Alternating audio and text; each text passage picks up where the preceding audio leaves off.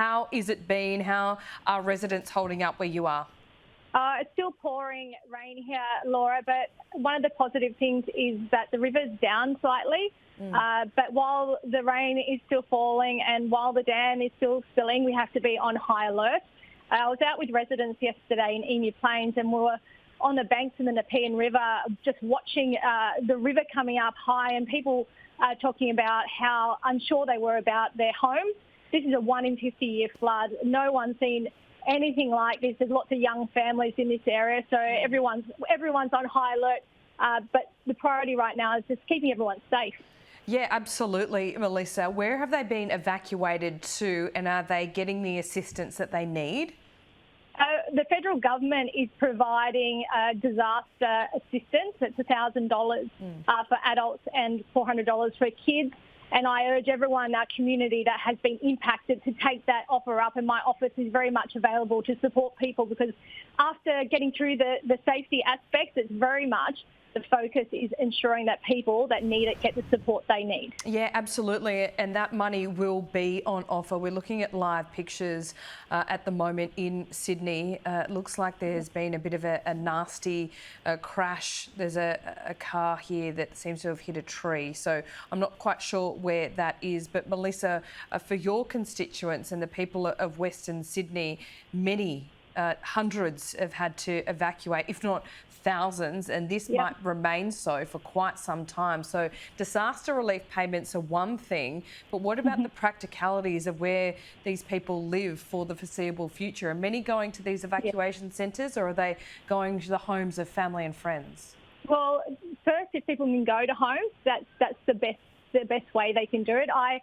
went around to one of our retirement villages, Nepean Shores, yesterday as people were preparing, just checking that they had everything in place, they had all their belongings, and that they had somewhere to go. And many of them did have family members that could take them in. But if they can't do that, the SES is organising centres that people can go to. We have one in Castle Hill at the moment. I'm pushing really hard to see if we can get one a bit more local than that. The SES takes control of this, so if we can get one more local, that would be fantastic. But as I said, we're not out of the woods yet, although everyone's coming out and supporting each other. We're full of community spirit here in Penrith, packing sandbags, everyone getting behind our neighbours. We just get things done here, but safety is the number one priority, and I urge everyone to keep following the SES advice. From what you're hearing from your constituents and what you're seeing on the ground, Melissa, what do you need in this immediate couple of days? Is the ADF required? What could they do? I think, as the Prime Minister said, when the New South Wales government says they need help, we're going to be there absolutely. So it's up to the New South Wales government to state whether they need resources like the ADF. And I've been on the phone to the Prime Minister over the weekend just talking about him about what we need in our community at this stage. And with the SES support, with the funding that's come in to support our local people get through these stages of, I guess, clean up and getting on with our lives when we can. But very much the focus right now still, as you can see, the river's still very full. The number one focus is ensuring that people are kept safe.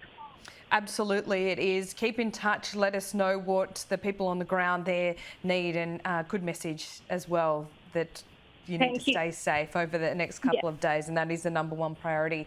Thanks so much. Thanks, Laura. I really appreciate your support for our community. We get along together, backing each other in, but knowing that there's other people out there right across the country supporting us really means a lot. It's been one hell of a year, hasn't it, in the last 12 months? Absolutely. Melissa McIntosh, thanks so much.